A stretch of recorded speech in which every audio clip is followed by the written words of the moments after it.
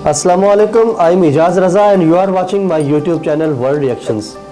ये दुनिया राजों से भरी पड़ी है। रोज बरोज कोई ना कोई ऐसे फैक्ट्स हमारे सामने आ जाते हैं, या तो जिसको हम देखकर कहते हैं कि ये बिल्कुल फेक है, या फिर कुदरती करिश्मा समझकर कबूल कर लेते हैं। इसी सिलसिले में आज मैं आपके सामने ब्रेन फैक्ट्स की एक वीडियो लेके आया हूँ। इस वीडियो में बहुत सारे ऐसे फैक्ट्स हैं जो कुदरती भी हैं और फेक भी। अब देखते हैं इस वीडियो में कुदरती कौन से हैं और फेक कौन से हैं। मगर इंटरेस्टिंग वीडियो में इंटर होने से पहले मैं आपसे रिक्वेस्ट करता हूं कि मेरे वर्ल्ड रिएक्शन चैनल को सब्सक्राइब कर दें, साथ लगे हुए बेल आइकन को भी प्रेस कर दें। ऑल नोटिफिकेशन को भी दबा दीजिएगा ताकि मेरी तमाम नई रिएक्शन वीडियोस आप तक बआसानी पहुंच सकें। लाइक कीजिएगा, अपनी राय का इजहार कीजिएगा और दोस्तों में ज़रूर शेयर कीजिएगा। चलते हैं वीडियो की तरफ।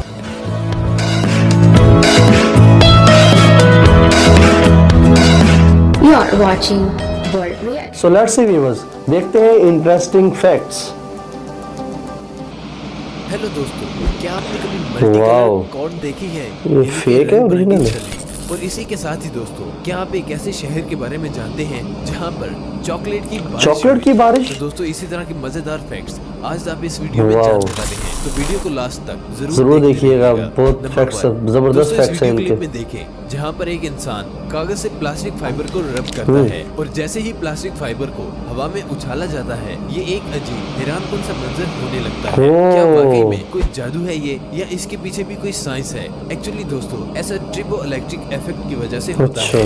एक्चुअली दोस्तों, जब भी हम किसी दो ऑब्जेक्ट को तेज स्पीड के साथ रब करते हैं तो उसमें एक ऑब्जेक्ट के इलेक्ट्रॉन्स निकलकर दूसरे ऑब्जेक्ट की तरफ चले जाते हैं और वो ऑब्जेक्ट नेगेटिव चार्ज हो जाता है। But on the other hand, जिस ऑब्जेक्ट के इलेक्ट्रॉन्स निकलते हैं वो पॉजिटिव चार्ज हो जाता है। और कौन सा ऑब्जेक्ट पॉजिटिव चार्ज होगा और कौन सा ऑब्जेक्ट नेगेटिव चार्ज होगा, आप इसके लिए ट्रिपो इफेक्ट की सीरीज को पढ़ भी सकते हैं। तो दोस्तों, एक्चुअली होता कुछ यूं है कि जैसे ही ये इंसान कागज से किसी भी प्लास्टिक फाइबर को रब करता है तो वो प्लास्टिक फाइबर नेगेटिव चार्ज हो जाती है। But on the other hand, जब कागज से प्लास्टिक पाइप को रब किया जाता है तो प्लास्टिक पाइप पॉजिटिव चार्ज हो जाता है और इसी तरह से प्लास्टिक फाइबर को हवा में उछाला जाता है। दोनों ऑब्जेक्ट में नेगेटिव और पॉजिटिव चार्ज होने की वजह से ये दोनों पॉजिटिव पोल मैग्नेट की तरह काम करने लगते हैं, जिसकी वजह से अजीब सा उड़ने वाला जादू क्रिएट हो जाता है। तो मैजिक का मैजिक ऐसा देखा किसी मैजिक शो में, तो आप इस मैजिक की साइंस मैजिक का मैजिक। Very nice, good. दोस्तों, क्या आप जानते हैं कि इस दुनिया में ग्लास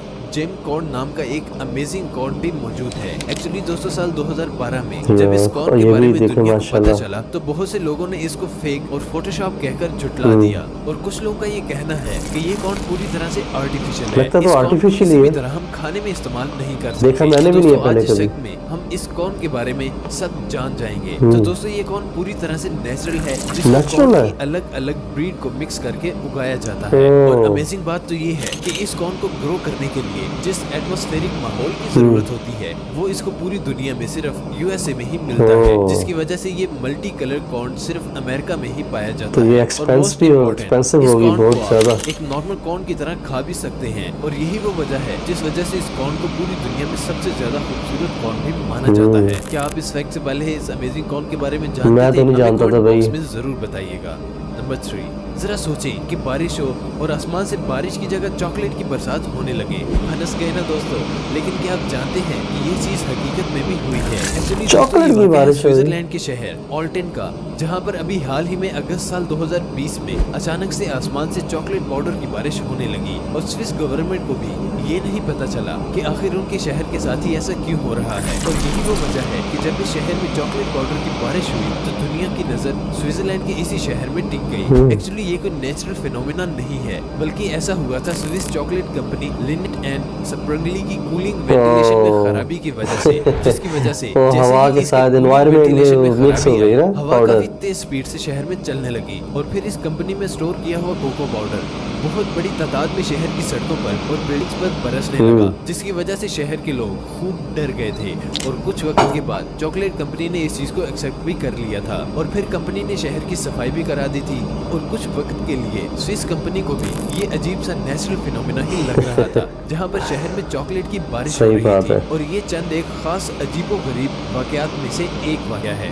नंबर 4, दोस्तों ये तो हम सभी जानते हैं कि किसी चीज के छोटे से छोटे पार्ट से लेकर बड़े से बड़े पार्ट तक जो भी पार्ट किसी कंट्री में बनाया जाता है उस पार्ट पर सब लिखा होता है। फॉर एग्जाम्पल पाकिस्तान में आपको बहुत से ऐसे पार्ट देखने को मिलेंगे जिस पर made in Pakistan, made in Japan, made in China लिखा होता है। और दोस्तों क्या आपने कभी सोचा है कि जितने भी रोबोट्स या इक्विपमेंट्स को स्पेस में भेजा जाता है उनके सर्किट बोर्ड या पार्ट्स पर क्या लिखा जाता है? आई नो आप में से बहुत से लोग कहेंगे ये न्यू इन्फॉर्मेशन है मेरे लिए वगैरह लिखा होता है। तो अगर आप भी यही सोच रहे हैं तो मैं आपको बता दूं कि आप बिल्कुल गलत सोच रहे हैं। एक्चुअली दोस्तों बहुत ही कम लोग ये जानते होंगे जिनको ये मालूम होगा कि स्पेस प्रोग्राम में यूज होने वाले सब रोबोट्स और सर्किट बोर्ड में किसी के पार्टिकुलर कंट्री के नेम की जगह made on earth by humans. अभी हाल ही में स्पेस एक्स में यूज होने वाले सर्किट बोर्ड के थ्रू यानी कि ये दुनिया का बना हुआ है। अमेजिंग बात तो ये है कि दुनिया की बड़ी बड़ी स्पेस एजेंसीज इसी पैटर्न को साल 2005 से फॉलो कर रही हैं।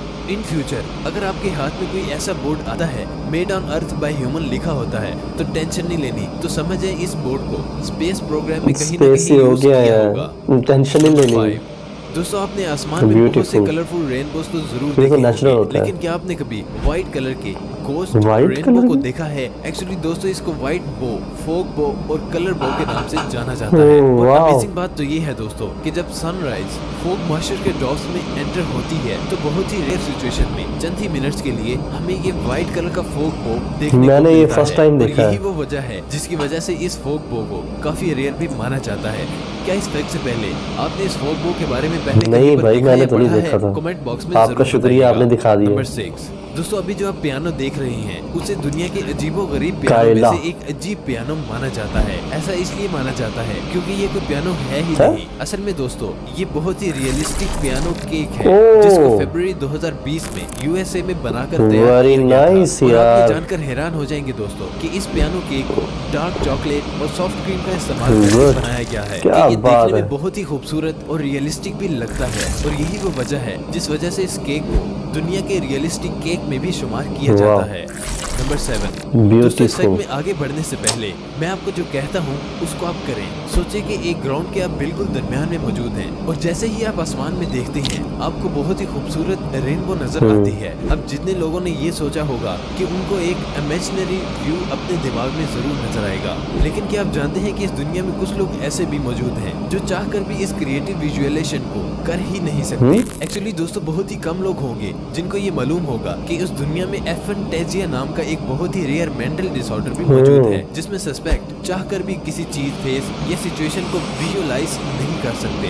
एक्चुअली दोस्तों ऐसा सिर्फ इसलिए होता है कि इस डिसऑर्डर में कि उनका ब्रेन खुद की इमेजिनेशन को लिमिट करने लगता है। ऑन द नेक्स्ट स्टेप उनका ब्रेन विजुअलाइजेशन करना भूल जाता है। और खास बात तो ये है दोस्तों कि आज तक मेडिकल साइंस में भी इसका ट्रीटमेंट अवेलेबल बड़ी बुरी बीमारी है। नंबर 8 दोस्तों ये तो हम सभी जानते हैं कि पब्लिक टॉयलेट के साथ सबसे बड़ी प्रॉब्लम उनकी गंदगी को लेकर होती है, जिसकी वजह से बहुत ही लोग पब्लिक टॉयलेट का यूज नहीं करते। लेकिन क्या आप जानते हैं कि इसी प्रॉब्लम को सॉल्व करते हुए अभी हाल ही में जापान ने कुछ ऐसा करके दिखाया है जिसको देखकर आप भी हैरान जरूर हो जाएंगे। जहाँ पे जापान का नाम आ जाए समझो कि सोच से बढ़ के करेंगे वो जो भी करते हैं। आप टॉयलेट में एंटर किए बगैर बाहर से ही ट्रांसपेरेंट ग्लास के थ्रू साफ सफाई और हाइजीन को इंस्पेक्ट कर सकते हैं। और जैसे ही आप इन टॉयलेट्स में घुसकर डोर को क्लोज करते हैं तो ये ग्लास बहुत ही अमेजिंग तरीके से ट्रांसपेरेंट से नॉन ट्रांसपेरेंट हो जाता है। इस तरह के ग्लास को बहुत ही एडवांस सेंसर और थिन ग्लास शीट का इस्तेमाल करके बनाया जाता है। जापान ने जैसे ही मेन डोर को क्लोज किया जाता है सेंसर इस ग्लास में यूज किए जाने वाले